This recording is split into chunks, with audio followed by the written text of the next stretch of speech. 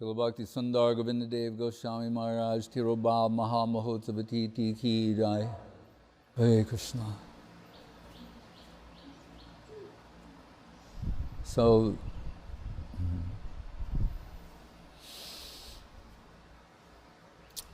many years ago we heard Srila Swami Maharaj Prabhupada use these terms, prakat and aprakat. And prakat means manifest, pastimes. Aprakat means unmanifest.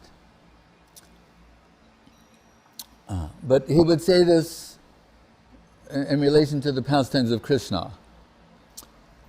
But like in his pranam about, nirvishesh shunyavadi paschatya prasadam, when we would hear the word unmanifest, because we're all polluted by Mayavad. We should remember that when they had asked Prabhupada, like, who are these Mayavadis you keep talking about? And he go, you are.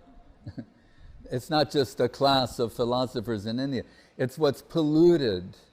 The whole world is under the influence of voidism, impersonalism, however you want to describe it. So when he'd say, prakat means manifest and aprakat means the unmanifest pastimes. When we hear the word unmanifest, we think like, nothing to see here, move along.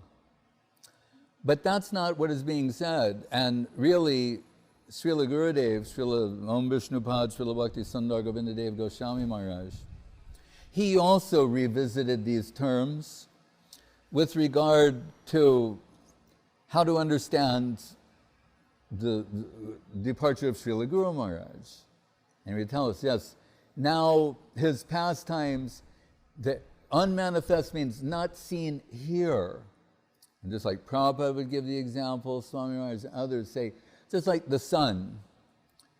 You could say nighttime is the unmanifest position. Nothing happened to the sun. It's still glowing, it's still shining, it's still radiant. Just from our relative point of view, we're saying, oh, now unmanifest, we can't see, right? So, unmanifest position. Daytime, prakat, the manifest pastimes. But evening, the sun is still there. And not just there, still shining as brightly as ever, but not apparent to us. Or, metaphorically speaking, we can say, for those who do not have the eyes to see.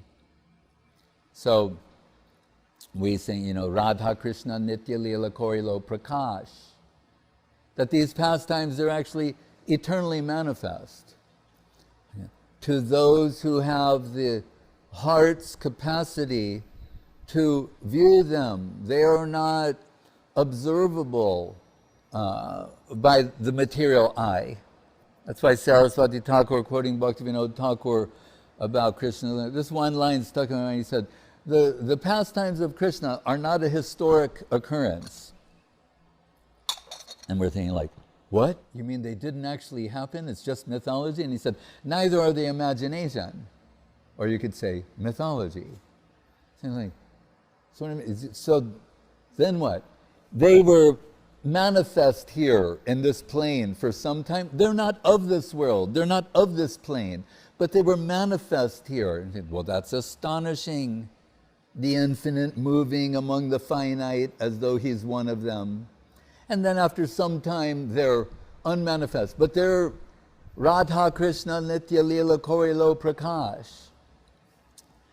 And that's how we have to understand the position and the Nitya Lila of the devotee. Remember, what is the lady from Mexico, Sundari, what is her father's name? Anyway, this, unto what? Oh, Atmarama. And Gurudev's only once, he's leaving Puri, and he wants to do some jais. So like, Jai, Vishnu, but some ISKCON influence, whatever. So Gurudev's getting to get in the car and go from Jagannath Puri to Calcutta, and he goes, Jai Nitya Lila Pravishtam.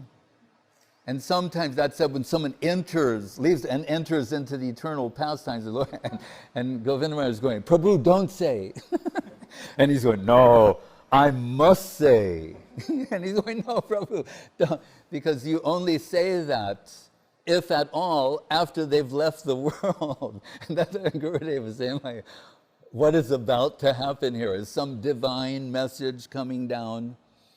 And we see, like, also, it just, how Gurudev, he characteristically handles some situation with a little bit of humor, heartfelt, depth of feeling, and also ontological profundity.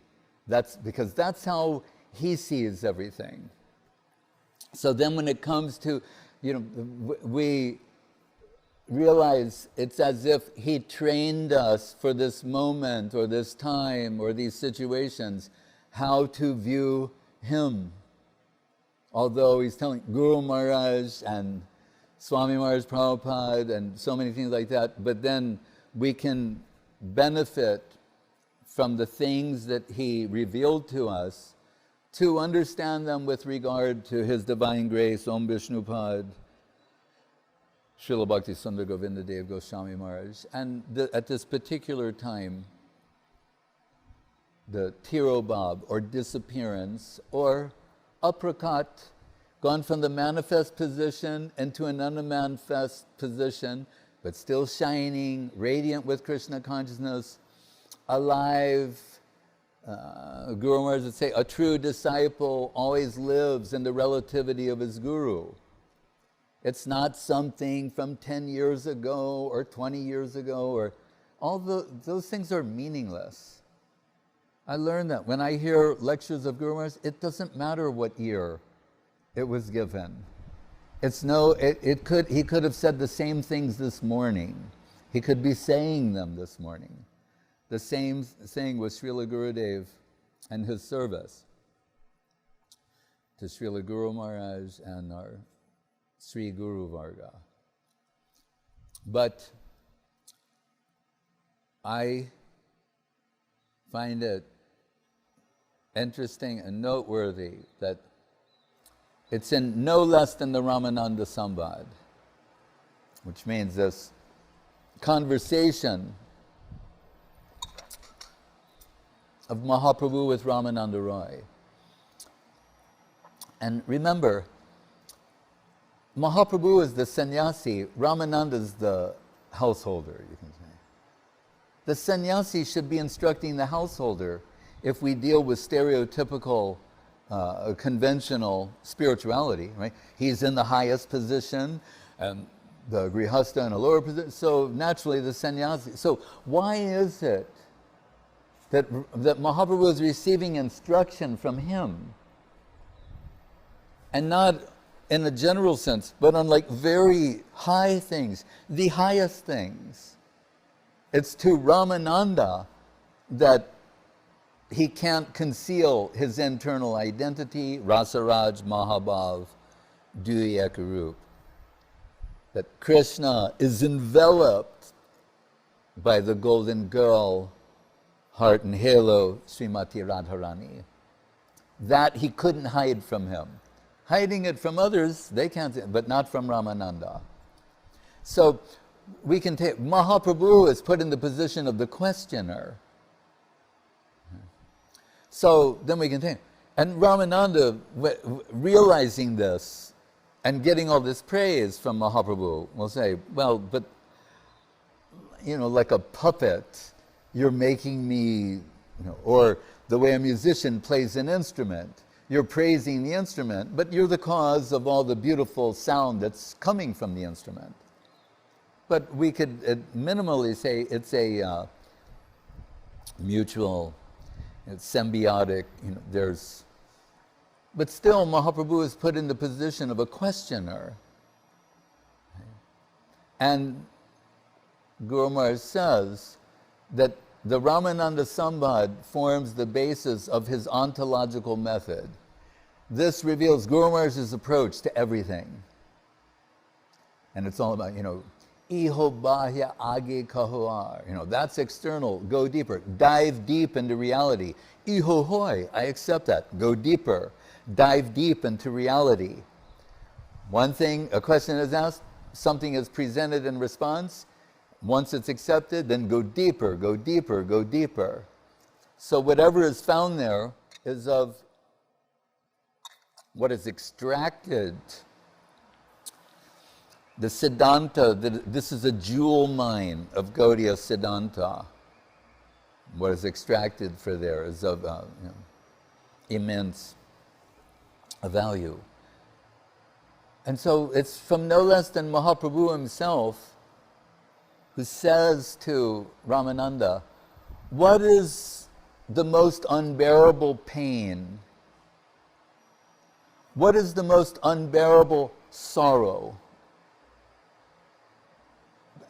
In and of itself, it's a peculiar question. And you think of all the other things they're discussing. He said, what is the most unbearable pain, the most unbearable sorrow? Then we would think, well, the cause of all suffering is forgetfulness of Krishna, right, which alludes to being separate from Krishna, and that's relevant to our situation. Ironically, in the case of the Braja Gopis, what is the cause of their pain and their sorrow is their remembrance of Krishna in separation. Right? And Kaviraj, why Mahaprabhu came down is for this. Gurudev would say that in his own unique way. He's like goes to the fine point. You want to understand Mahaprabhu? What is his tasting matter? That's how he put it. Those are his words. Many times he's saying what he heard from Guru Maharaj, especially in English. Like he'd say different things, and you go, Maharaj, how do you? I heard Guru Maharaj say that, and he heard Guru Maharaj say it many, many times. But when he says, Hare Krishna, Dandavat, Dandavat, very good, came with an offering. So he said, what is his tasting matter? And by that, he's alluding to a sloka from Rupa Goswami. It says, Pida bir navakalakuta katuta garbhasya nirvasano. Where he's saying, what is this wonderfully unique, astonishing quality and characteristic of Krishna Prem? Krishna Premir Adbhuti, Bahye Visajalahoy Bitare Anandamoy Krishna Premir Adbhuta Charit. That, like with the Ram Leela we heard, hearing these divine pastimes, and even there's the element of romance and the hero and the heroine, hearing that, we could say the mundane stories of this world, they can make you cry or pull your heartstrings. But nonetheless, they're mundane love stories. Right? But if you hear a divine love story, and that pulls upon your heart, and breaks your heart open, then it releases some peculiar ecstatic joy. And we're told that is why Mahaprabhu descended in this world. For that, he was Brahma in Ram Leela.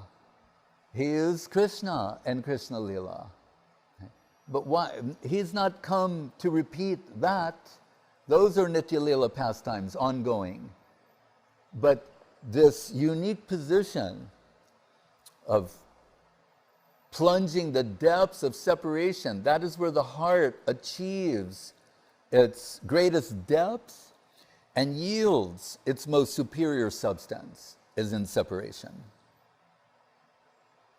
And that is good news for us. Because they say, no, the Braja, that's so high. On account of their remembrance of Krishna, they're suffering like anything in separation. So what do? Tavakatamritam taptaji, talk about Krishna. Then they say, yeah, but what about for the souls in this world who our separation is due to forgetfulness of our relationship with Krishna. What a sad, sorrowful, pathetic situation we're in. What should we do? Tava katamritam tapta jiva.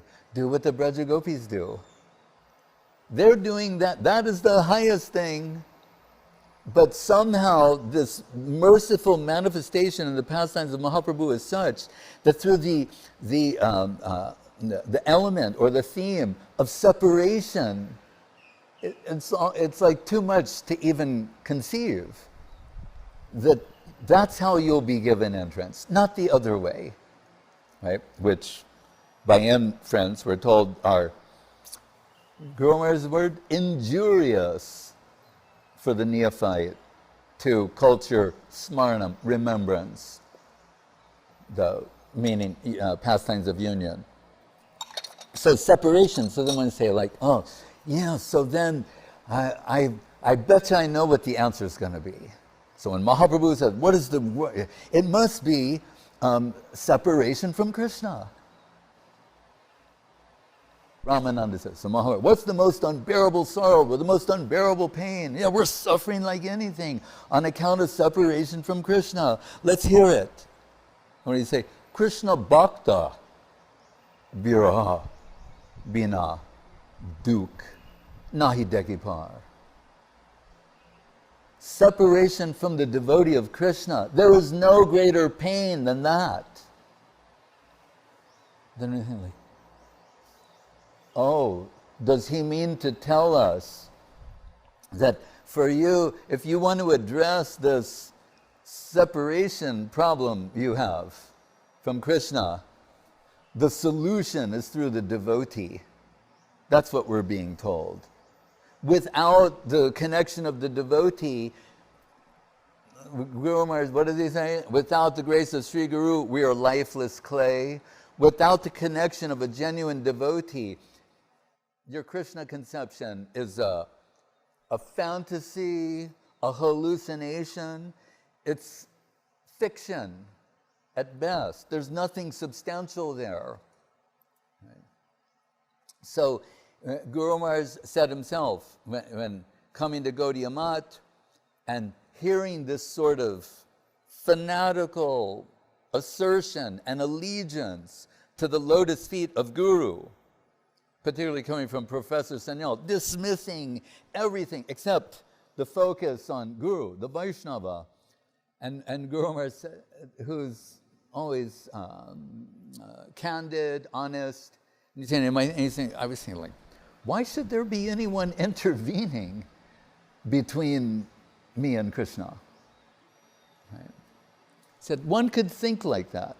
He said, even himself, he thought that, all right, the devotees are saying this, so I want to be submissive, follow what they're saying. You go to the Vaishnava, you accept the Guru. He said, but one day my heart's inner hankering for direct connection with Krishna will be satisfied, but so I'll do what everyone says.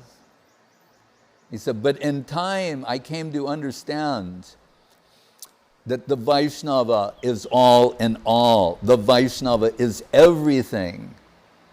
Right? That's where you get, and this sense, if we say by extension devotee, and who's the supreme devotee? Srimati Radharani, you don't get any more quality and quantity of Krishna than through her and those who are hers, whom she accepts are hers, not self-identifying, self-certifying, voyeuristically envisioning themselves as super servitor imitationists. No, whom she certifies to be her own. Like Shri Barshabhanavi Devi Daita Das. So the greatest pain or greatest sorrow, according to Ramananda, is if you become separated from the devotee. So what he's telling us by inference is, because without that devotee, you have no hope of Krishna connection. So there's a place, and the Kali Yuga, there's just Vaishnavas and Vaishnava Shastras. It's another way of saying in Kali Yuga, there's only one thing, Vaishnavas. And through them, you get the holy name, the scripture, the book, you get all of it. Without the Vaishnava, you don't have any of these things in a substantial and real way. Right? So, their connection is there. But who is a Vaishnava? Right? Who is a Vaishnava proper? Right? Means who's wholly given over to their guru. Right? Vaishnava, as Guru Maharaj said, and Prabhupada said, Gurudev, they all say consistently the same thing. A Maha Bhagavata Guru does not accept anyone as a disciple. Rather, those whom they appear to be accepting as disciples, they see as extensions of their Guru Maharaj, who's come to assist them in that service. That's how Saraswati Thakur, after the departure of Gaura Das Babaji, saw those approaching him. They all consistently think in this way. Gurudev would look on his veranda and say, "You're all gifts of my Guru Maharaj." And he's saying, and what is my purpose? My purpose, my mission is to serve the lotus feet of my Guru Maharaj, to sing his praise, to expand his glories around the world. And so kindly, as Vilas, Vaibhav, extension, appearing through all of you to come and help me do this because I am inadequate, right, at doing this seva. So I need so much help. And on the basis of that, I'm using you. I'm using all of you for the service of my Guru Maharaj, and therefore I have no hesitation about it. It is not exploitation, it is dedication. So he would be deferential in that way, but others, they saw something different. You know. And Guru Maharaj highlighted this in the pranam mantra where he says, Gurva Bhishta Supurakam Guru Gane Ashishasham Bhushitam. And saying, not only does he fulfill all the orders, desires, everything imaginable wanted by his Guru Maharaj. Right? He's saying, but, and so therefore he's decorated with those blessings. Saying, but the Guru Ganai means the Guru section.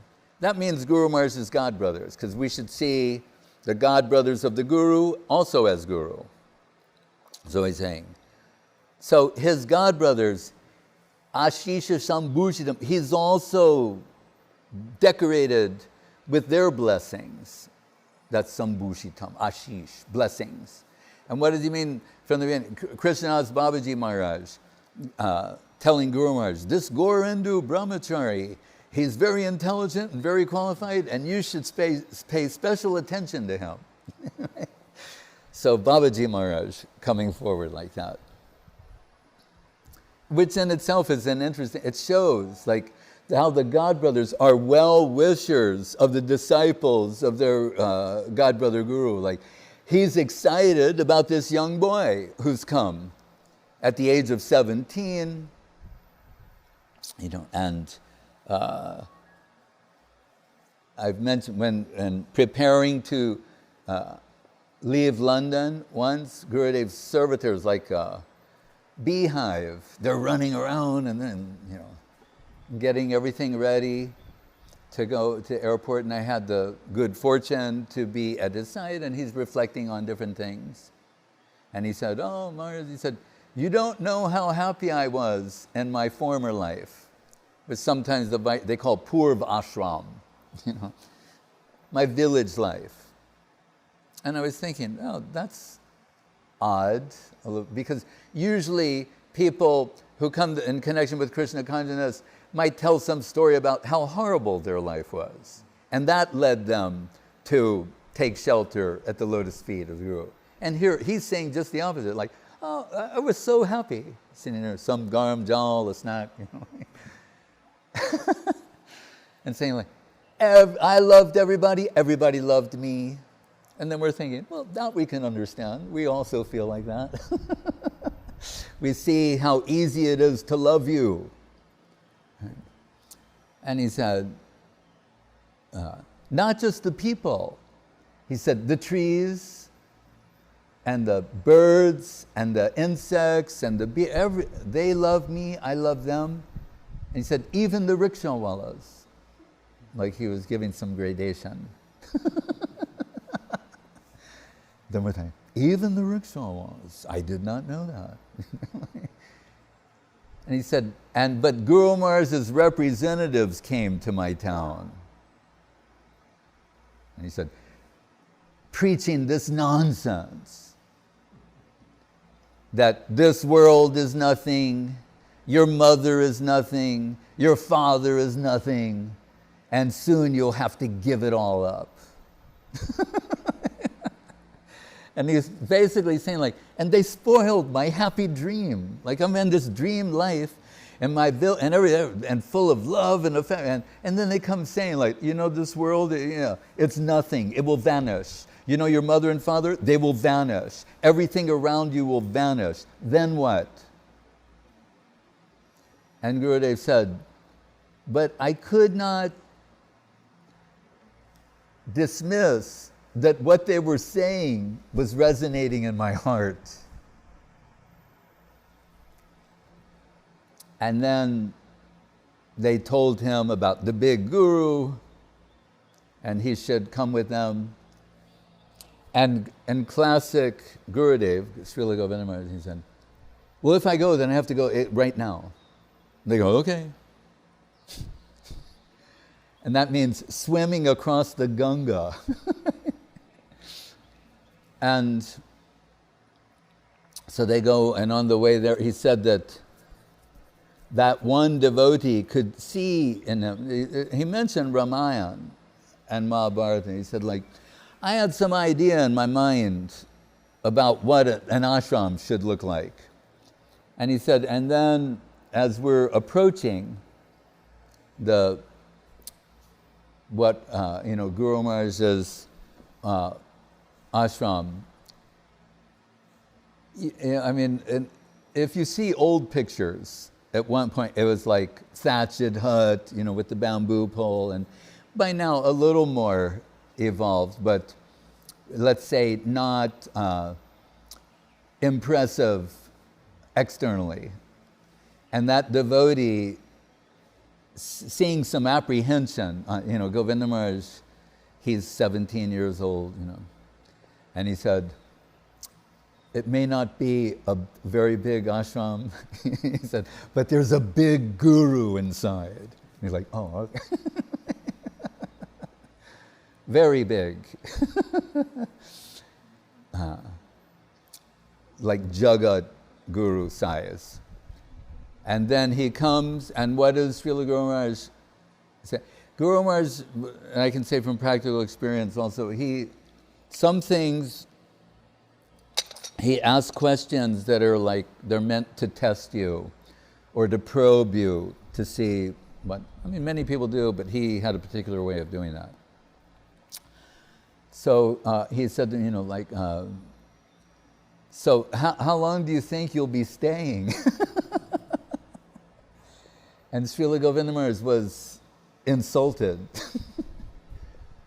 But that was Guru Maharaj's apparent. He said, what? He said, when I say I come, it's forever. And then inside, Guru Maharaj was very happy to hear that. And that's when he said, but then you should know what the rules are. And what the rules are is that, are you prepared to listen to me and not your own mind? That's the rule. We can understand many things may come after that. But he said, you will listen to me and not your own mind. And Srila Govinda Maharaj, again, in the characteristic, candid, honesty, etc., he said, I was young, so I said, yes. Right. And so then you have Babaji Maharaj telling him to Guru Maharaj to give special attention to this Gaurindu Brahmachari, that was his name. And Guru Maharaj is seeing in him, like many devotees have this experience. They go to some class and they're tired and they start nodding out, like falling asleep. And Guru Maharaj is saying some very profound susiddhanta and sees that.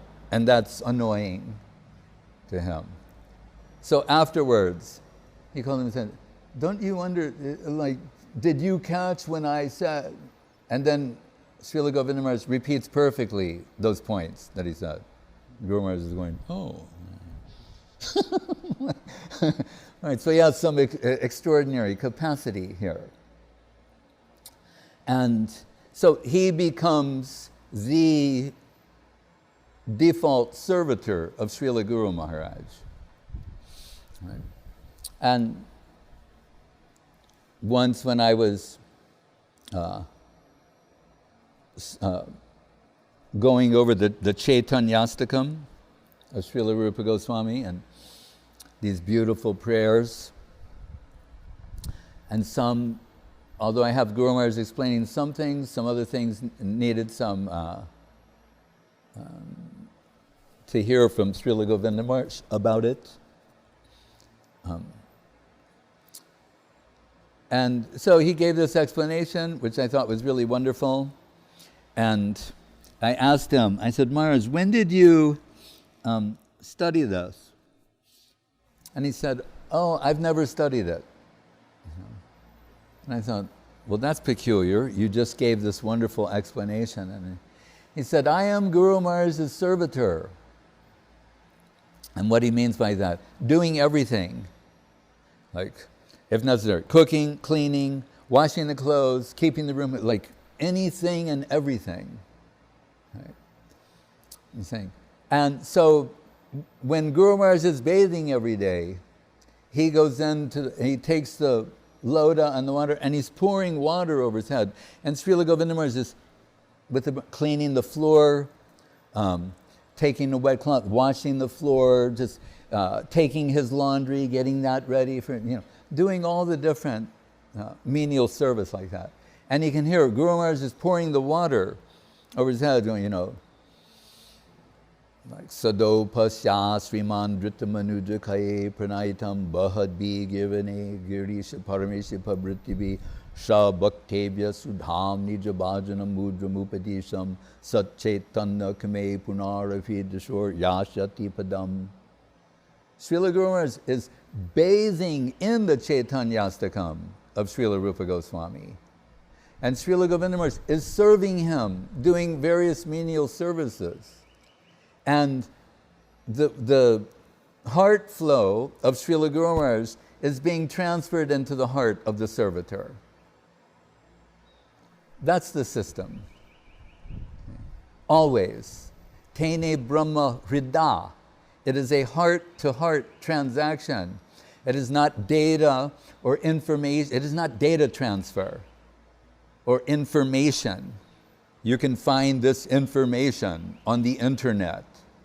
It is a heart-to-heart. What is the current of devotion with which this is transmitted? Dibya Gyan Hriday Prokashito.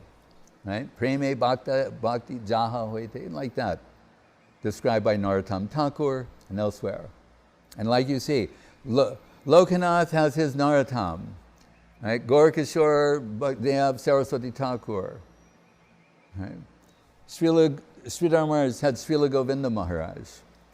The one fault of Guru Maharaj identified by God Brothers is he has unparalleled wealth, unequaled wealth received from Srila Bhakti Siddhanta Saraswati Thakur, but he's not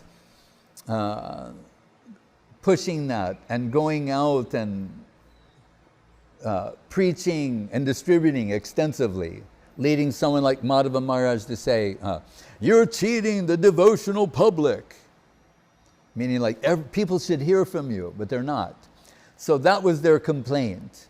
Right? They're all coming to Srila Sridhar Maharaj for ontological grooming and conceptualization. But they're just thinking, this is so wonderful, and the way you represent it so unique and appealing. It's just a shame that more people don't get the opportunity to hear that. But when Srila Govinda Maharaj came, they thought, oh, now Sridhar Maharaj has got someone.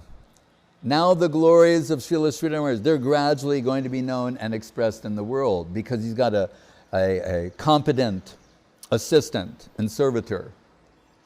And so we saw when he begins publishing the Gaudiya Darshan, and he wrote an article, Cholar Pate, and Srila Swami Maharaj Prabhupada received the copies and wrote back to him this letter saying, like, this is wonderful what you're doing for Srila Sridhar Maharaj. And he said, and your article, he said, people are not interested in dry philosophy, but you've told this story with humor, and it has ontological profundity at the same time. He said, so I can see you have a great future as a transcendental humorist.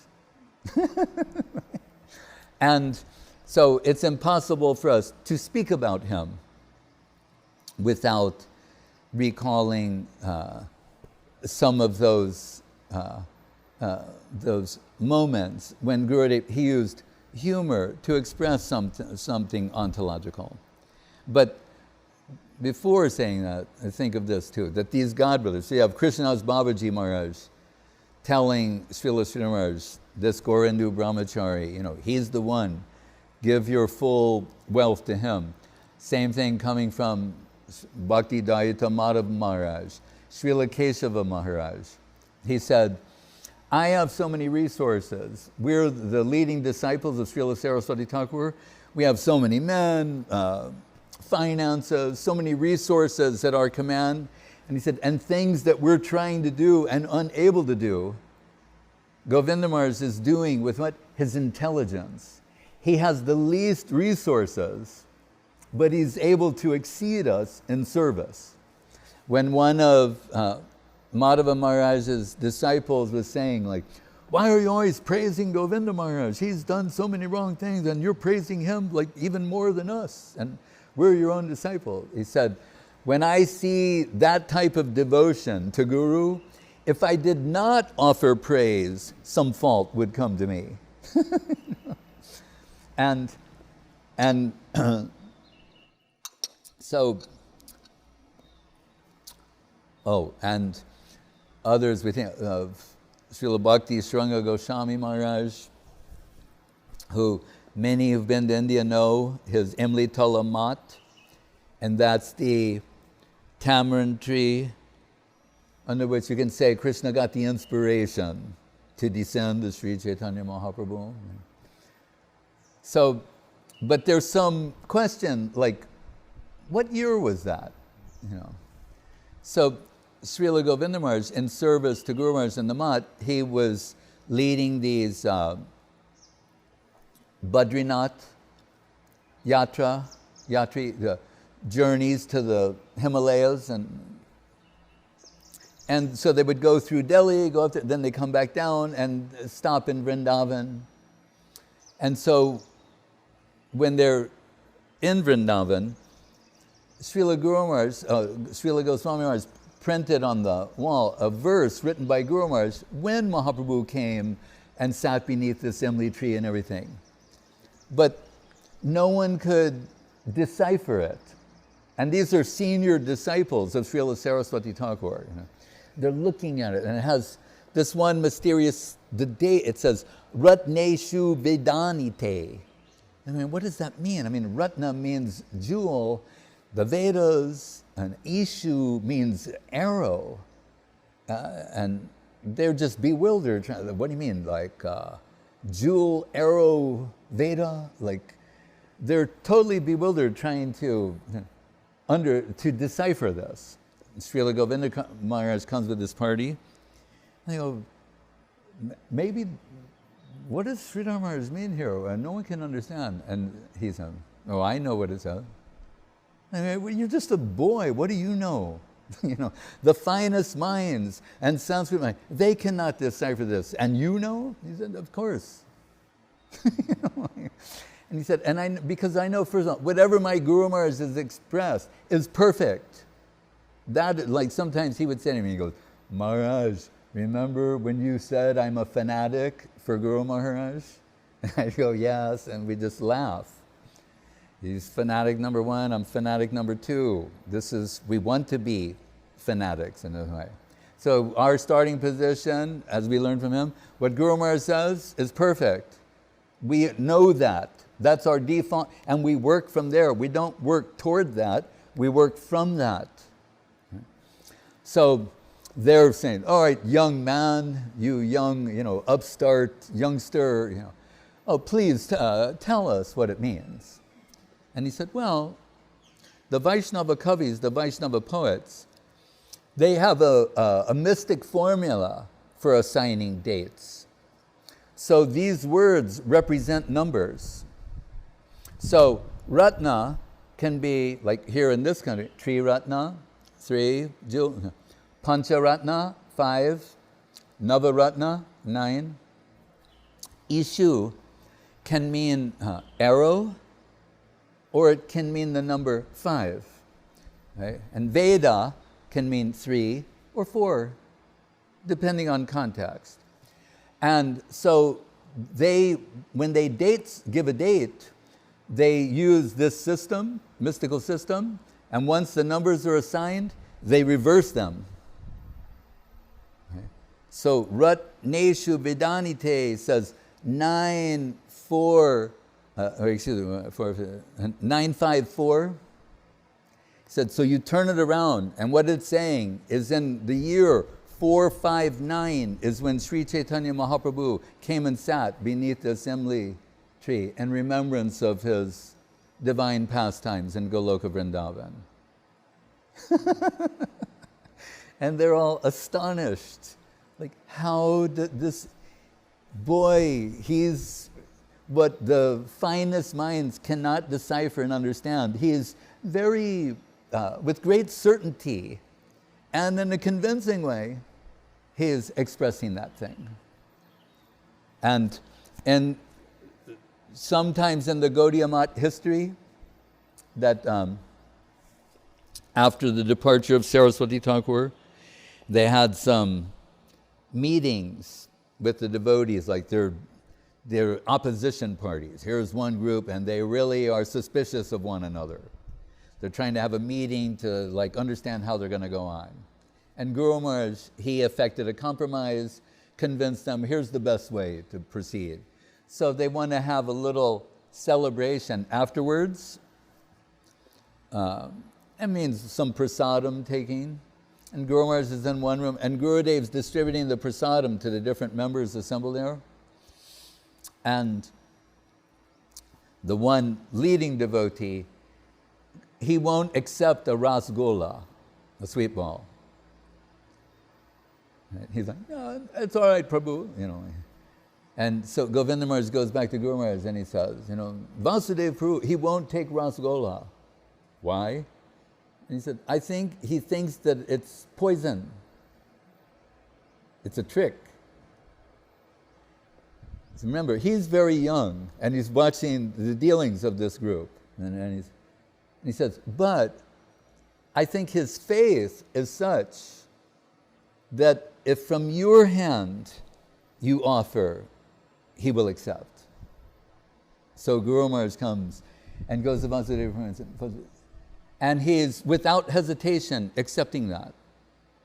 So two things we should understand from this, lest we think in an operatic, offensive way. One is, 5 minutes before, he thinks he could be poisoned and lose his life. But his faith in the Vaishnava is so great that he's willing to accept a potentially poisonous, life-ending rasgula from him because he's saying, anything that comes from the hand of a Vaishnava is good for me. So be careful how we think of them. That's the one side. But the other is, they're thinking who understands these things? Why are there so many of these? It's not normal. So they're thinking, how can this boy, relative, young man, have this sort of depth of understanding? Yeah, maybe if you just keep it, and because really it's unusual. So that's the point. They saw this capacity in him. So at a very young age, Srila Guru Maharaj indicated that it's okay, Prabhu, it's just life. Adi Devika, Adhyatmika, Adi Bhautika, Adi Devika, reminders about this is not the Vaikuntha world. Shitoshna Sukha Dukkha. Tolerate and glorify the Vaishnavas and pay no attention. So, indicating that he will succeed me. Because people say, why did he do that at such an early age? Guru Maharaj said, because there was some indication that Guru Maharaj might leave the world prematurely. So he gave that indication. And really, although you could say we started a movement to bring people in connection with the lotus feet of Srila Guru Maharaj, he is very reluctant to make these connections. But only at the insistence of Srila Govinda Maharaj was he accepting people. And with this understanding between them, Guru Maharaj is saying, all right, I will accept them, but you will take care of them. That was the agreement. I'll accept them, but you will take care of them. And we saw this dramatic shift take place in 1985 when Srila Guru Maharaj conferred sannyas and the acharjaship of Sri Chaitanya Saraswat Mat upon Srila Govinda Maharaj, who was always reminding us that he was the Sevaite, President Acharya Sevaite of Sri Chaitanya Saraswat Mat, that he was not eager for this position. That's to put it mildly. The opposite was there. He was telling Guru Maharaj, make someone else the Acharya. I like being the secretary, the servant of the Acharya, to do that seva. You can make someone else the Acharya. But in Guru Maharaj's mind, he was the only person who he saw fit after himself to be the Acharya of Sri Chaitanya Saraswat Mat. And I'll just conclude by saying that that type of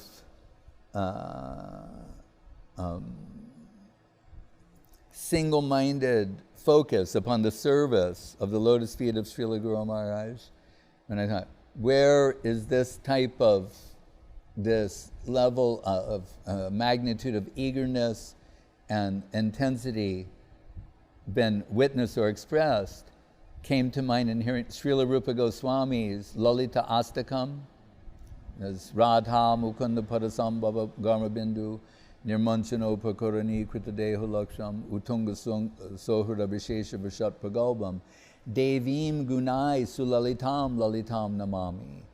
He's saying Lalita Saki, verse number 1 in this Astakam, and listed as the first observable and unmistakable, overwhelmingly clear quality is the greatest magnitude of eagerness for the least aspect of seva, so that not even the slight possibility of disturbance will go into the plane of their divine pastimes. Rupa Goswami observes that about her, and we saw similar thing in the case of Srila Govinda Maharaj. Guru Maharaj is upstairs with his Premadama Deva Stotram, subjective evolution of consciousness, golden volcano, mining all these Siddhantic gems. Right? And Srila Gurudev moving like Pujala Ragapat, Gaura Babangi, downstairs on one step removed, managing all the mat seva, the service to the lotus feet of his Guru Maharaj. So note that not any disturbance will go to Guru Maharaj. Whatever inconvenience or the burden, so-called, or the labor of love involved in running the mat and serving the lotus feet of Guru Maharaj, he's prepared to always take that on his own head, so that not even the tiniest disturbance will reach Srila Guru Maharaj. So that sort of exclusive dedication to the lotus feet of his Guru Maharaj, personified in his divine grace, Om Vishnupad, Srila Bhakti Sudhir Govinda Dev Goswami Maharaj. There's so much more to be said, but to hear from others, so we have the good fortune of the person who was handpicked by Srila Guru Maharaj and Srila Gurudev to be Srila Govinda Maharaj's assistant, the secretary of Sri Chaitanya Saraswat Mat, and by that I mean Srila Bhakti Ranjan Madhusudan Maharaj. So Maharaj, if you would say something in glorification of Srila Gurudev. Okay, I get some thumbs up. Maharaj, please excuse, there's just a little technical hitch from the audio mixing desk there somewhere, hidden in the background, but the team are doing a great job to keep everything going. And you're able to hear in Chiang Mai, Maharaj? Yes, okay. Excellent. So first of all, Maharaj, my humble obeisances to your holy feet, my humble obeisances to all the assembled Vaishnavas, and of course, all glories to wonderful Srila Gurudev, to wonderful Srila Guru Maharaj, to wonderful Srila Prabhupada, to our whole Rupanuga Guru Varga, and our present-day Chaitanya Saraswat Acharya Brinda. So, first of all, I think most of you know, but if you don't, I'm seated here right beside Srila Gurudev's Pushpa Samadhi, or if you like it in Italian, it is Tempio del Puro Amore e Affetto, written here in golden writing or on a golden plaque just beneath the Pushpa Samadhi. So very befitting for today. Here are some of the flowers or garland remnants from the actual day of Srila Guru Maharaj's entrance into his Samadhi. And so here, as in Govardhan, here in Italy, Villa Govinda Ashram, a beautiful Pushpa Samadhi in remembrance of Gurudev. And some of the devotees will have seen that every morning, every evening, they are continuing happily the worship, song and parikrama here at Villa Govinda. So it is a joy to know that around the world, Srila Gurudev is remembered, Srila Guru Maharaj. So around the world, Srila Gurudev is remembered, and there is one expression which is lest we forget, which maybe is a British expression, I'm not sure, but it's in remembrance of those who've given their lives for the cause. And in this case, of course, Srila Gurudev gave his whole life for the cause of Guru Maharaj and the cause of the fallen souls in service to Guru Maharaj and in service to Srila Bhaktisiddhanta Saraswati Thakur. And from the day that we joined the mat, or in myself, I can say my first remembrance is the next day. We arrived in the evening, and it was the next day. Coming to Sri Chaitanya Saraswat Mat means we were coming to Guru Maharaj from long distances from around the world in a time when it was not so easy to get funds together to travel, etc., which is always the time, I guess. But and then we came with difficulty, but with one pointed attention to come to Srila Guru Maharaj, having heard the transcripts or read the transcripts and heard some limited audio of Srila Prabhupada having introduced Srila Guru Maharaj. But coming to the mat is Srila Govinda Maharaj, who gave us access to Guru Maharaj and who took care of us all. And really on a, you can say, physical level, but on the practical day-by-day level, it was a few sound problems, our dear sound team. Okay, seems to be okay. So we coming to Guru Maharaj, it was Srila Gurudev who on a practical level gave us that access. But it wasn't only the practical level. Srila Gurudev is always expressing what is Guru Maharaj's wish, what is his desire. And from the very first time of coming to the temple, we are understanding Guru Maharaj through Gurudev. And especially in those early days, understanding how to associate with Guru Maharaj. And so This, from the beginning day through till the present day, it's Srila Govinda Maharaj who is distributing Srila Guru Maharaj. And we've heard many times that it was Srila Guru Maharaj who is carrying that conception of Srila Saraswati Thakur. And who is Srila Saraswati Thakur? He's distributing Srila Bhakti Vinod Thakur. What is in the heart of Bhakti Vinod Thakur, Srila Saraswati Thakur is distributing. So Gurudev giving this extremely important function, and reminds us of the example of the telescope that Guru Maharaj used, that apparently something is between us and the Lord, as Goswami Maharaj was mentioning a short while ago. But in the Guru Parampara, it is like a lens. When we put a lens, then if hold it up, we'll see that the moon, something distant, is nearer. We put another lens in sequence in front of that, in an organized way, and then we see, oh, even larger. And in this way, that telescope, Srila Gurudev was that telescopic lens, which was our direct connection, our immediate connection with Guru Maharaj. These things we not only can think of theoretically, but it was that. It felt like that. And actually, Srila Gurudev, he was the one who brought everybody within the family and made us feel like family when we came to the mat. And so much so that the devotees individually feel that they have that personal connection with Gurudev and his affection, even when they met him for a very brief time. So this was Gurudev's nature. And even we have a devotee who really, Gurudev, almost you can say, rejected, chastised, and many things did with this devotee. But I heard, and I was quite surprised when a devotee asked me, Maharaj, is such and such devotee really Gurudev's dearmost devotee?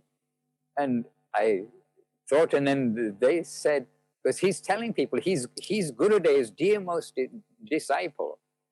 And then I just kind of thought a little bit to myself, and I said, actually, Gurudev made everybody feel like they were the dearmost disciple. But we may, as impartial view, think, perhaps, he was a recipient of, the chastisement, etc. But that devotee really, we can say Gurudev really was chastising him, but he's taking this in the way that actually Gurudev and Guru Maharaj have taught us. So when we are being chastised by the spiritual master, then it is some extra favor on them. But this was Gurudev's nature, that for everybody, he made them feel like they were most special. And Gurudev's, I can't say management skills, his natural aptitude to care for everybody would bring harmony throughout all sorts of very intense situations. And it is again Gurudev's personal dealings, his personal dealing with everybody. He's not thinking about numbers, thinking about, just another person, tell them do this, that, or the other. He would always understand, try to understand what is the cause of somebody's attitude on team A and on team B, as it were, whatever friction is taking place. And of course, Gurudev always, as given by Srila Vrindavan Das Thakur, telling to the devotees not to get involved with other devotees' disputes. And that Vrindavan Das Thakur is giving in Chaitanya Bhagavat so much. So Gurudev, he has many topmost qualities, and which one do we say first? But that one of affection, that one of caring, this is very prominent.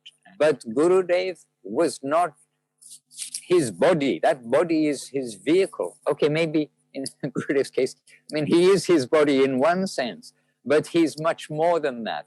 And there are so many devotees with realization, clear understanding that Gurudev, so much more than that. And we must remember, or we must understand, that great saints and sages, mystics, who can see in distant places, see inside people's hearts, know what is going on.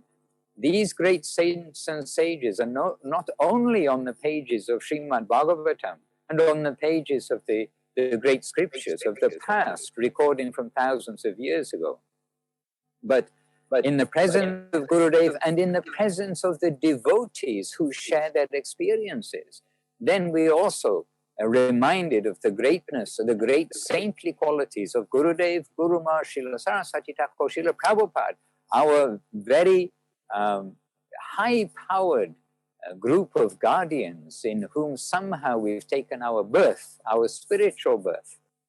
And so Srila Gurudev, he was affectionate, very personal, but from another plane. And from that plane of the eternal associates of Srila Guru Maharaj, the eternal associates of Guru Maharaj, of Srila Saraswati Thakur, of Sriman Mahaprabhu, of Sri Krishna. And so we're most fortunate, all the devotees around the world, that we've had this opportunity and still have this opportunity, because Gurudev is present. And as Bhakti Lalita was saying a little earlier today, how Gurudev, he's saying this specifically on this day of his disappearance. He said, and after I've gone, then I shall be looking in the kitchen to see what you are cooking. I'll be looking to see what you are preparing for my feast like this. And he said other things. Lalita, I think will say a few words in a few moments. I won't steal her stories, but Lalita has lots of very sweet stories. And all the devotees have lots of very sweet stories.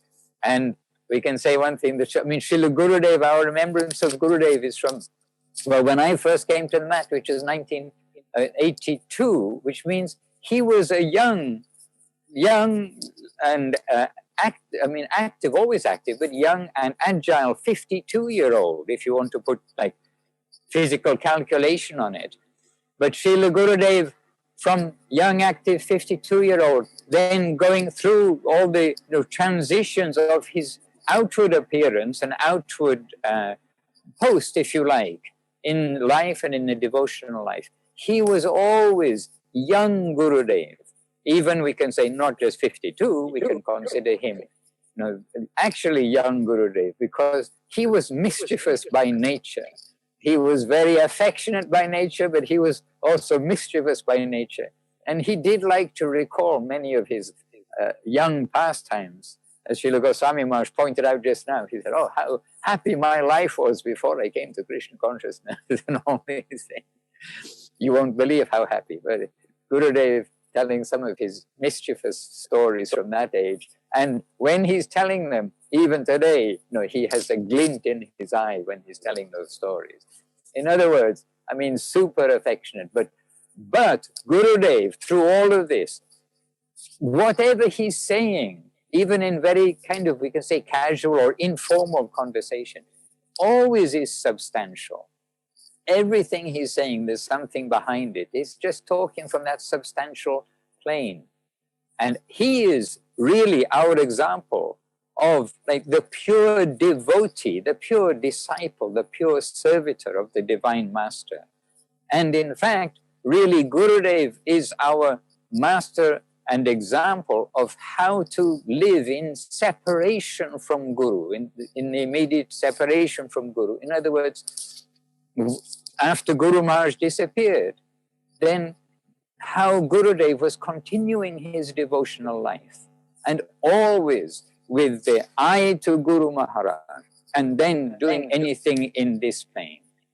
But he showed us that example, and I really think this is the strength of many devotees after Gurudev's disappearance, not departure, but disappearance, that have kept the devotees going, remembering Gurudev's own sacrifice, the great difficulties which became forgotten in due course of time, or became very much like minimized, the difficulties and the dramas that took place actually in the early days and throughout. But Gurudev, he was always showing the example of how to keep Guru on our head, how to proceed. And Gurudev is repeatedly also said, I have no fear to leave this world. I know Guru Maharaj is waiting for me. And it's almost like Gurudev would be sort of happy to think, oh, I will be leaving from this world. Guru Maharaj is waiting for me, like this. But he's doing his seva to Guru Maharaj while he's here. And sometimes Gurudev thought, maybe now I will leave this world. And then something will come up and Gurudev will say, oh, now I understand, I still have some seva. So this way, a few words from me. But be sure that Gurudev, Guru Maharaj, Srila Prabhupada, and Srila Bhakti Siddhanta Saraswati Thakur, and our Rupa Nuga Varga, this is the current of Mahaprabhu, and it is a super time to be here, to be connected with them through their devotees, through the seva, and through recordings, as we have so many recordings, and very good to see recordings or hear recordings in the association of the devotees, so that we can catch what is being told by Gurudev and Guru Maharaj, and also catch something of the background, sometimes it is necessary. So actually anything we do with devotees. This is also really important for us, whether reading, seeing, hearing, doing anything. And again, Gurudev was an example of that. He did not want to be alone anytime, and devotees are with him 24 hours. I'll keep it to 24 hours a day. This time. But that was his wish, that always somebody will be with him. All right. So from me, these are a few words, but there is an ocean, literally there's an ocean, and we've taken a few drops to share with the devotee family with us today. And really, it's the day for us to remember Gurudev's qualities at all times, and to know that he's still here. Jai Srila Bhakti Sundar Govinda Dev Goswami Maharaj Ki Jai. And Jai Srila Bhakti Sridhar Dev Goswami Maharaj Ki Jai. And all the assembled devotees headed by Srila Bhakti Sudhir Goswami Maharaj Ki Jai. I hand you my vibrating microphone over to you. I don't think it's my microphone. Something happened. Something's happening in the ether. Very nice and beautiful. And Gurudev's personal secretary, Sri Bhakti Lalita Devi Dasi, you can say, as you will. I was the assistant of the secretary of the Sri Chaitanya Saraswat Math, and under guidance of Madhusudan Maharaj, that time Paramananda Prabhu, we were able to have access to serving Gurudev in his secretariat. And one thing I was thinking, how astonishing it is that, was it Srila Prabhupada Swami Maharaj or Srila Sridhar Maharaj who called him the natural paramahamsa? I think Guru Maharaj, but Guru maybe Maharaj. both. The natural paramahamsa was Srila Bhakti Sundar Govinda Dev Goswami Maharaj, and we saw, and we were born and raised in his association, in the association of a natural paramahamsa. And where will you find that opportunity? And what a rarity, what an extraordinary gift that was. And to have him and all of his associates and be able to serve, have close personal access to his daily life and his activities, and serving him in various capacities, and so informally living with us and eating out of his bowls. He'd have something very delicious like muri powder with gur and mustard oil, and he'd be relishing, oh, you got to try this, and giving us his prasadam from his bowls, and embracing us all in his inner circle, which was very large. As someone said recently, Madhusudan Maharaj, that many servitors in his group. And I remember once we went on some of the later tours, there were like 20 of us traveling with him and serving him. And the more the merrier, as Madhusudan Maharaj said. Really, he didn't like to be alone, and that was our great fortune. And living and growing in such association of a paramahamsa who's so effortlessly and naturally moving amongst us, but not one of us.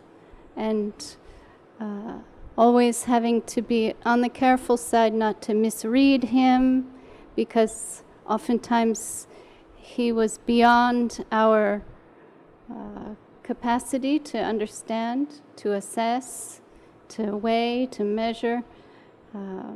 It's beyond our eligibility, really, but he mercifully allowed us to stay with him and would overlook our faults and shortcomings and extract service from us.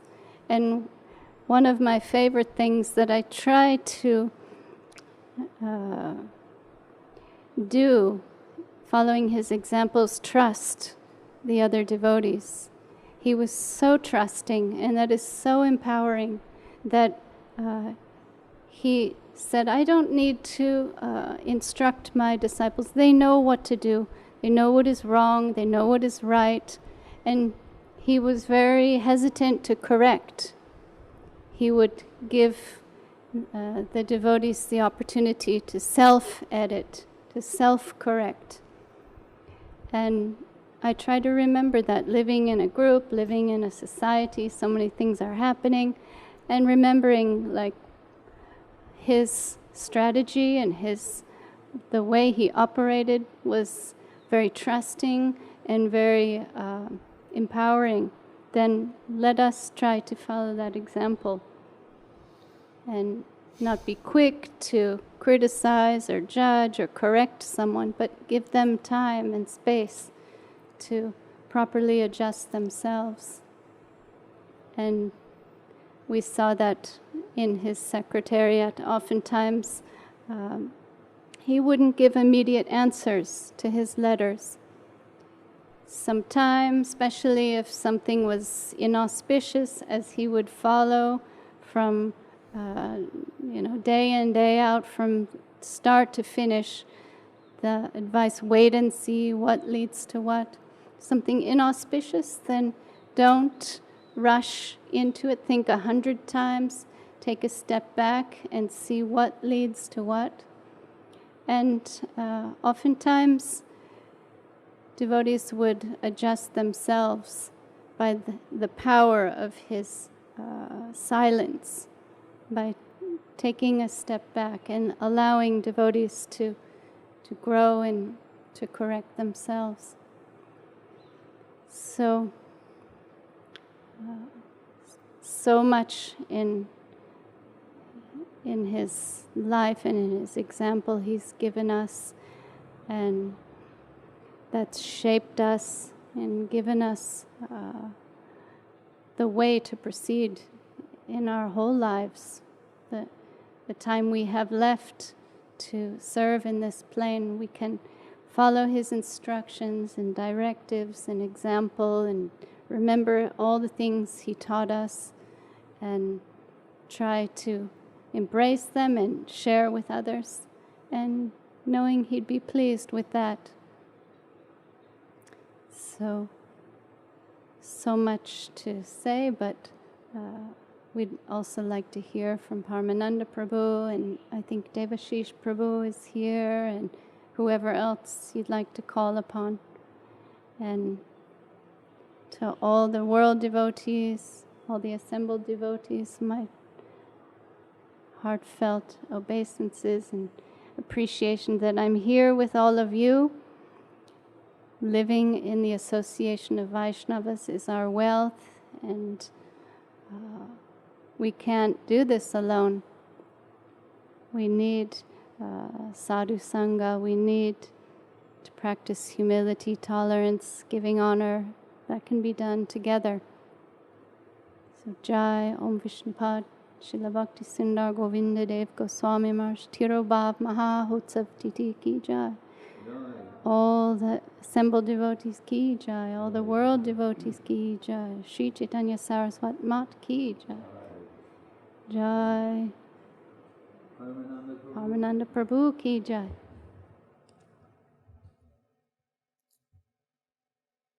Jai Srila Bhakti Sudhir Govinda Dev Goswami Maharaj Ki Jai. And really so many things were said, but that reminds me about a verse from Prabodhananda Saraswati Thakur when he is inspiring everyone to collect the gems in the ocean of Mahaprabhu Lila, to not to stay poor. So we are trying to collect those gems from Gurudev's, the infinite ocean of Gurudev's Lila. And really, like everybody pointed out, it's impossible to cover everything. His divine qualities, his divine seva to Srila Guru Maharaj, his unique pastimes. It's too wonderful. But we will be at fault. And really, just mentioning, when Gurudev's disciples, Gurudev's friends and associates, they gather together, what are they talking about? Gurudev, immediately. It's just Gurudev, Lila, Gurudev, Gurudev, and Gurudev. And it's wonderful to see how they present unique nature of Srila Gurudev from different angles. It's like Krishna is compared to that infinitely faceted gemstone. Yeah. You turn it different ways and there are different light, unique light. So Gurudev is like that. It's just endless stream of nectar discussing his pastimes. And we will be at fault if we don't mention his food, prasadam pastimes, because really that would inspire Gurudev. Even when he was in a bad mood, all he needed is a good prasadam. And that will set him in a beautiful mood again. And so many stories connected to that. And being in Thailand, I remember how I actually brought some mangoes to Gurudev from Thailand once. And I introduced him to him. And he said, Prabhu, from now on, every time you come, you must bring the mangoes. This is my order to you. Always bring mangoes to me. And I remember I would always bring the mangoes, and one time I came straight away to see Gurudev in his veranda, and I carried a suitcase, and I'm giving my dandavats and asking Gurudev, how are you? And Gurudev is not even looking at me. He's looking at the suitcase. He said, Prabhu, yes, I am very fine, but I am very curious. What is in that suitcase of yours? Have you brought anything for me? And then I opening a suitcase, and there's just boxes of mangoes and other gifts, and that was always a happy event. And there's another story that I can tell, and I told it many times, but it's a beautiful story. And we hear stories about Krishna, stories about the devotees of Krishna countless times, and it's always new and fresh. And that was about the utmost importance of prasadam, how it is of utmost importance, and everything must be abandoned immediately in order to honor prasadam. And at that time I was having some urgent business actually I was doing in Bangkok, and Gurudev was staying in a house, and right in the middle of the day, and I'm right in the middle of doing whatever I needed to be doing, I'm receiving a call from Srila Gurudev's assistant, and he's saying, Prabhu, Gurudev is requesting your presence now. I said, yes, I understand, but can you please tell Gurudev that I'm coming soon? I have to finish something. And then a couple of minutes later, phone rings again, and the servant is there again. He said, Gurudev said, it's the matter of utmost urgency. You must come immediately. And that actually scared me, because I thought maybe some health emergency, and Gurudev doesn't want to scare me. He doesn't want to tell me what it is. So I'm jumping in the car, and I'm driving like crazy. I'm breaking all the rules, all the speed barriers, and arriving there, and I'm literally running upstairs to see Gurudev, and I'm just entering the room and paying my dandavats. I say, Gurudev, what happened? Please tell me. And I'm finding Gurudev in a very good mood. He's smiling, very happy mood, and I'm completely lost. I don't understand what happened. Gurudev in such a good mood, so what is the emergency? And I'm there, I'm all fired up. I say, Gurudev, tell me. He said, Prabhu, you sit. I said, yes, Gurudev, I will sit, but tell me first, what is the emergency? Why you needed me to be so? Prabhu, I'm telling you, you sit down. And I'm sitting there, and he just doing that. Coca. And then the servant brings me a bowl of sweet rice. And I said, Gurudev, with all respect to the prasadam, please tell me what happened, then I will honor prasadam. I said, no, Prabhu, you must honor it first. So I'm following Gurudev, I'm honoring the sweet rice, and then he's watching me, he's looking at me doing that all the time. And then he said, so how is it, Prabhu? And I said, Gurudev, that was probably the most amazing paramana I ever had in my life. He said, right, only fools can say otherwise. This is the utmost importance business. This is what you should attend immediately. And then he relaxed and said, and it was so good, I thought about you. And I thought, what if Paramananda comes and there is no sweet rice? Then I saved a little bit. And I decided to call you here. Really, how sweet is that? How wonderful is that? And then another... Paramananda. Another pastimes coming to my mind, but there a shortage of time. And another time, Gurudev got his muri. And Lalita mentioned this morning that one of the Gurudev traveled with many suitcases. One suitcase was a medicine, utensils, Gurudev's clothing, and one suitcase was the biscuits, like full suitcase of different biscuits that Gurudev liked from India. He was on a world tour. And then there was a sack of muri. And that really bewildered me when he came first time, and I'm here seeing a servant carrying a sack. I'm just, what is that? And it's pretty light. You can just lift it like that. Oh, he said, it's a muri. I said, you brought a muri? He said, yes. Puffed rice. Puffed rice. Yes, that is very important, he said. We cannot miss that. And then at some point, that muri finished, and Gurudev sends his servant back to Calcutta. Burdwan district, that's where he said was the best. Probably, but a servant, I'm saying, where are you going? What is urgent? Gurudev having some special service for me, I must go. Prabhu, can you purchase a ticket? So I'm getting him a ticket, then he comes back, and then he brings stacks of sandesh from his favorite store, like literally like kilos of sandesh, and another sack of muri. And then he says, yes, Prabhu, that was my special service to Gurudev.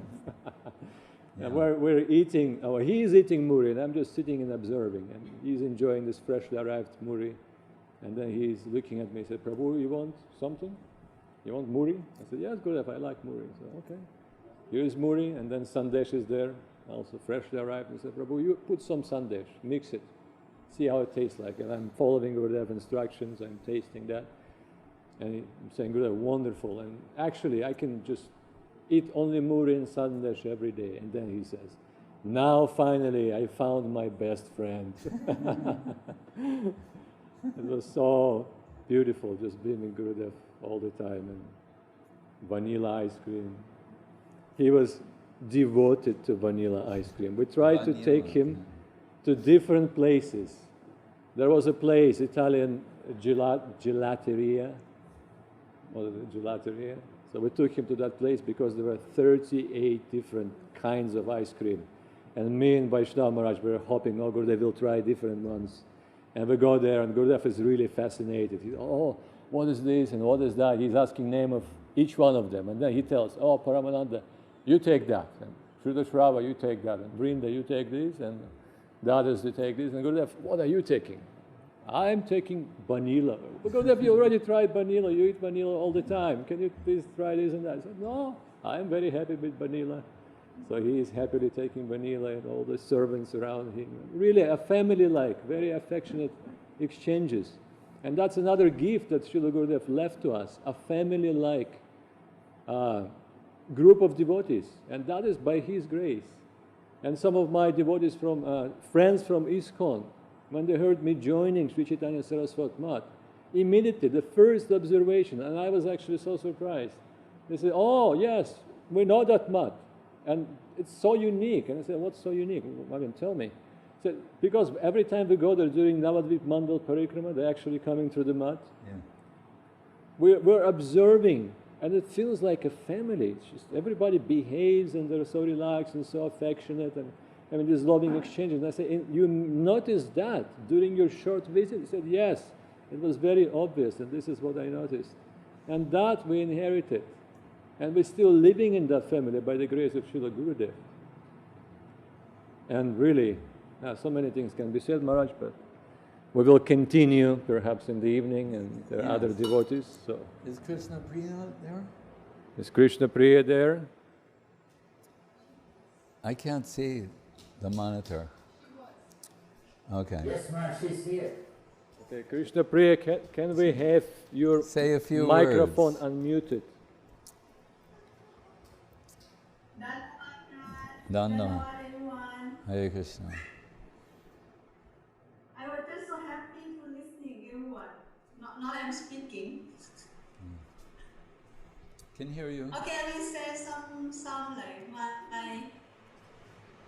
my impression for Gurudev. I listening of people talking. Somehow the most catch up also how much Gurudev was caring of the devotee. Even like some small thing was happened to me too one time. I remember when he was here in Bangkok, he ordered someone brought some sweet from India. And then everybody is come out to the rooms, all the devotees in the rooms. I was like to sit like end of the room because I don't want to disturb anyone. And he give every like sweet to everyone. But personally, I don't like sweet at all, especially from India. But he gave everyone. And he said, oh, try, this is the best shop in Calcutta that like, you should try. And everybody was put in their mouths, like, oh, so nice. And I was hiding in my hand, just like hiding. And somehow, because so many devotees in the rooms, he was point on me. Krishna Priya, why you don't take it? I was like, oh my God, means he really caring. He watching everyone, like small tiny things, and somehow I knew that like he really like take care everyone, like look after everyone, and somehow even some small piece of sweet I don't taking, but he can see it and he want me to take, and immediately I know, yeah, that's his. He can see everything in his devotee. And he really loved his devotee and he really care of his devotee. That is a one situation that really catch my heart. Actually, it's many things to say, but I don't want to keep speaking. Maybe everyone can share their experience with Gurudev. Dhanyavad Maharaj.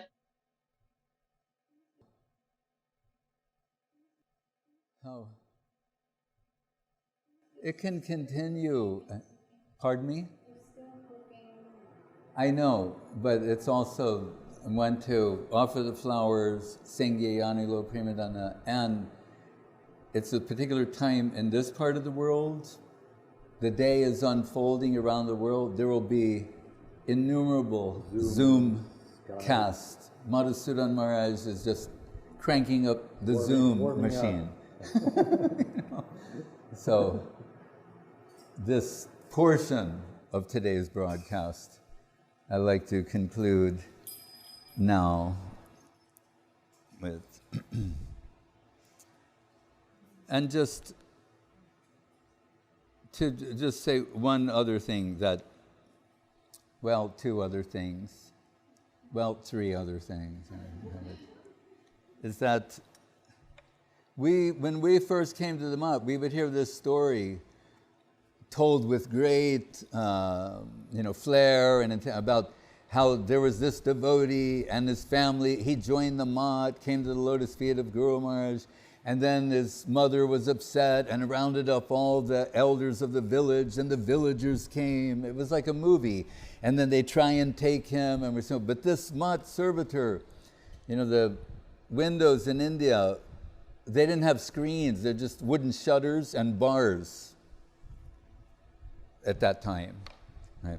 So he held onto the bars of the window, and they're trying to pull him away. You see, all the villagers, but he won't let go. And then people are intervening and saying, "Please stop." And one Gowala, a cowherd man, came and said, "Don't force like that. This is not right." And then some elderly man, everyone respected, said, "Let him choose. And Srila Guru Maharaj said he can, whatever his decision is will be accepted. Right? But that Mat servitor was Srila Govinda Maharaj. And it was his mother, and that happy town he was talking about, they came with his mother and they tried to take him back. Right? And he wouldn't let go of the bars on the windows. That's how determined he was to stay. That place where he loved everyone loved him, and it was all just sweet and beautiful. He was that determined not to let go of the lotus feet of Srila Guru Maharaj and the bars on that window of Sri Chaitanya Saraswat Mat. And rather, what happened in time, he converted them. His mother, what was her initiated name? Tarangini Devi, and just like Guru Maharaj, his brothers, Srila Govinda Maharaj got Guru Maharaj's family members to take initiation from Guru Maharaj. What to speak of others.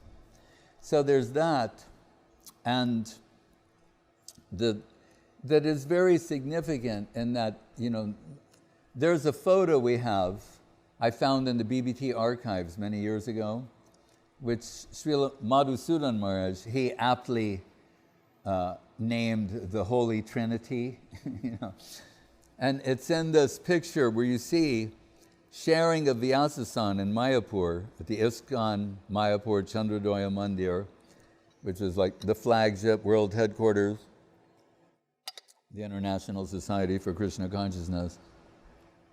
You see Srila Prabhupada and Srila Swami and Srila Guru Maharaj sharing this Vyasasan according to the order of Srila Swami Maharaj. Right? He didn't just say, give Srila Sridhar Maharaj a nice asan. They're sharing the Vyasasan.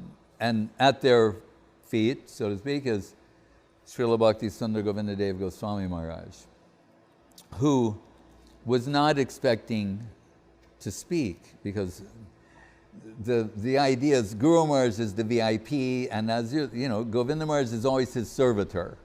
Right? So if Guru Maharaj, of course, then Govinda Maharaj will be chaperoning Guru Maharaj, But Guru Maharaj, who spoke wonderfully, was not really feeling that well, but forced himself to go. And when the devotees, they're going to install the deities, they asked Srila Swami Maharaj Prabhupada, what do we do for the installation? He famously said, Sridhar Maharaj has arrived, the deities are installed.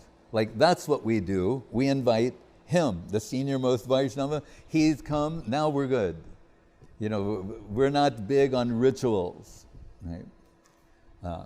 So, anyway, then, and Krishnadas Babaji Maharaj is there too, as part of the entourage. But then Swami Maharaj, he asked Srila Govinda Maharaj to speak. Right? And although he had not prepared for it, some inspiration came to him.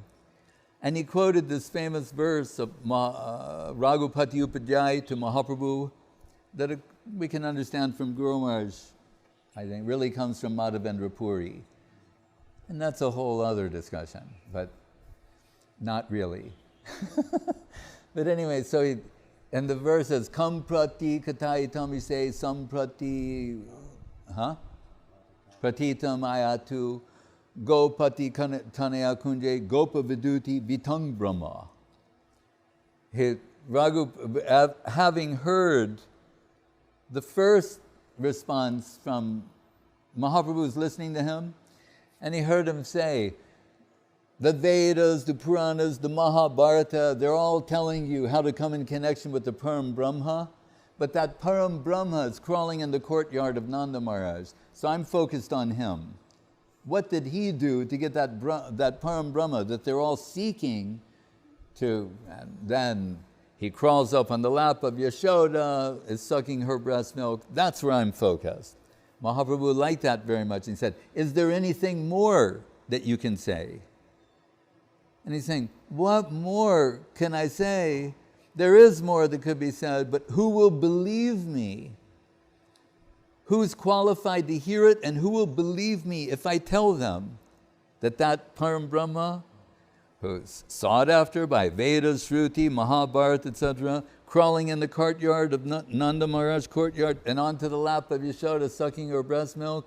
When he grows and becomes Kishore, Krishna, he's hunting the Braja Gopi girls in the Kunja of Vrindavan. Is there anyone who will believe that?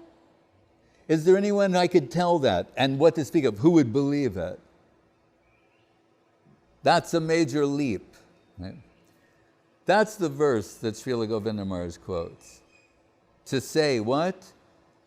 Will anyone believe me if I tell them who I knew as, Abhay Babu, the chemist, and gave the room above his chemist place for the Chaitanya Saraswat Math, and I used to eat breakfast with him every day. And he was dealing with me so lovingly and affectionately, and speaking of that muri, that puffed rice that Govinda Maharaj carried around the world 22 times. How many? Anyway. They were also throwing muri when Mahaprabhu did the first Nam Sankirtan, like the way people throw things in happiness. But Swami Maharaj always ate like puris and aloo dum, like some fried potatoes and stuff for breakfast. And he'd say, Gorindu, have some, puris and some sabji. And Srila Govinda Maharaj would say, no, I will eat muri. And Swami said, oh, you're cheating your stomach. Right? So I mean, this kind of playful banter, loving affect, like a father and a son. Right? So he's saying, who will believe that person who considers me like a loving, affectionate son, and we had such loving, affectionate dealings, and he considers my Guru Maharaj to be his Shiksha Guru. That person, he took and spread Krishna consciousness all over the world. This gives you some insight to how he sees and feels. And Guru Maharaj said, when Babaji Maharaj heard that, he went, oh! Like he jumped up and said, like, he just said the all-time great, perfect thing that will capture everyone. It came from his heart, spontaneously. He didn't prepare it, it just poured out of his heart. And that leads me to the last thing, which is, so as maintained to this day, Gaur Purnima comes and the devotees, they're beggars. Prabhupada used to say, if you give a Brahmin like $1 million today, he's still collecting tomorrow because he used $1 million in seva. Right? So he would go collecting every year for the Gaur Purnima to these different villages. They get rice donated, potatoes, different things. So he goes to this one town, and there's always some teenage boys there who are, they want to give people a hard time or make fun of them. And when they know he's there, like we're known as Hare Krishnas around the world, they were called Gaurangas. Oh, here comes a Gauranga. So, and they understand he's there to try and collect donations, rice and potatoes. Right? And they laugh at him and they say, because every village has like the head Babu there, who's the man with the most money, the most assets, and that's who you go to. And they go, you don't know, he's a miser. You won't get anything. He's not going to give you a palmful of rice. Ha! This is going to be fun. And Srila Govinda Maharaj said, I will leave with nothing less than a cartload. So he approaches that man, goes and preaches to him for something, all those teenage boys, they just can't wait to make fun of him that he got nothing or next to nothing. And they see he's leaving with a cartload. And they're all, what? And as he's going, and they go to that man who's a notorious miser, and they say to him, you never give anything to anybody, or if at most you give the least to fulfill your obligation as being a rich man. And he's leaving with a cartload. Why? And he said, he filled my heart with some supernatural joy. He said, you cannot do that. But he filled my heart with supernatural joy. I would have given more. I would give everything to him for the joy that he filled my heart.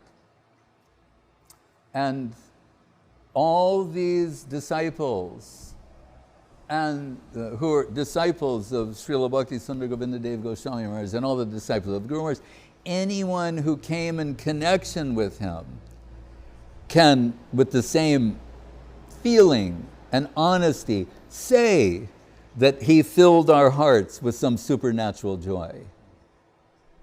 He filled Guru Maharaj's heart with supernatural joy. And Srila Prabhupada and everyone is in love with Srila Govinda Maharaj. And he did that selflessly. It's just like he's saying, I'm just practicing my religion. His religion is filling everyone's heart with supernatural joy, unparalleled. And you can find it in his writings, his expressions, the songs he gave, his ever-flowing heart. And we're all the beneficiaries of that.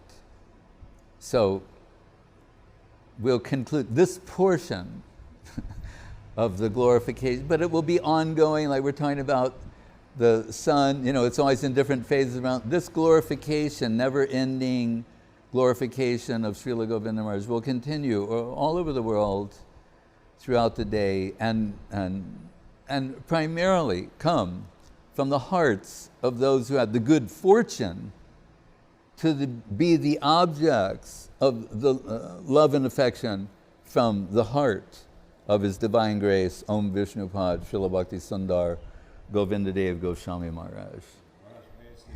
Short story that you reminded me of. Yes.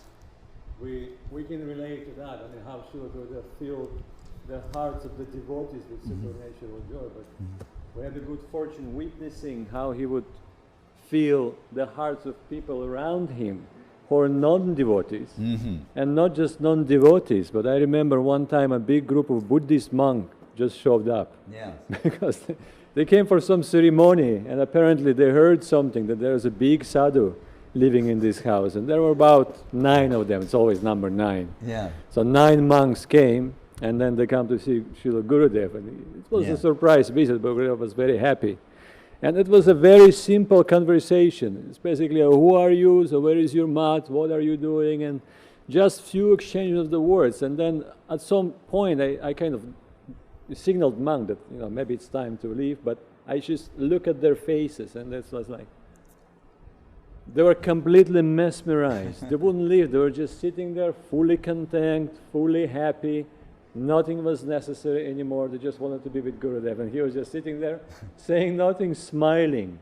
Yeah. It's like that verse from Chaitanya Charitamrita, Yanhara Darshana Mukhi, I see Krishna Nama, where Mahaprabhu is describing the topmost Vaishnava. He said, just by his presence, you inspired to chant the holy name, you inspired to serve Krishna, you remember Krishna immediately. So it had that effect. Of course, we can say to what degree that inspiration, it's according to their Sukriti. But wherever he went during his visits here, that was the case. Hare Krishna. Jai Srila Bhakti Sundar Govinda Dev Goswami Maharaj Tirobhav Mahamahotsava Ki Jai. Gurvabhishta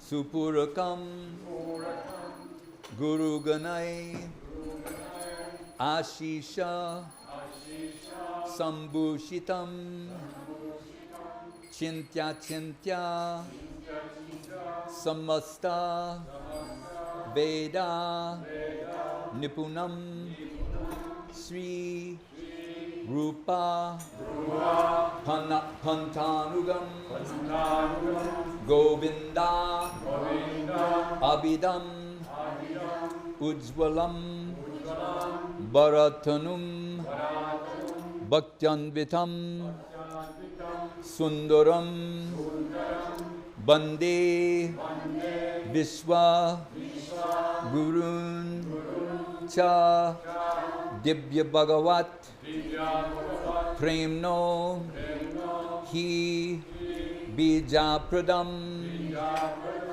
Jai Srila Bhakti Sudhir Govinda Dev Goswami Maharaj, Tirubhav Mahabahotsavatiti Ki Jai. Jayani lo prema dana Koruna praju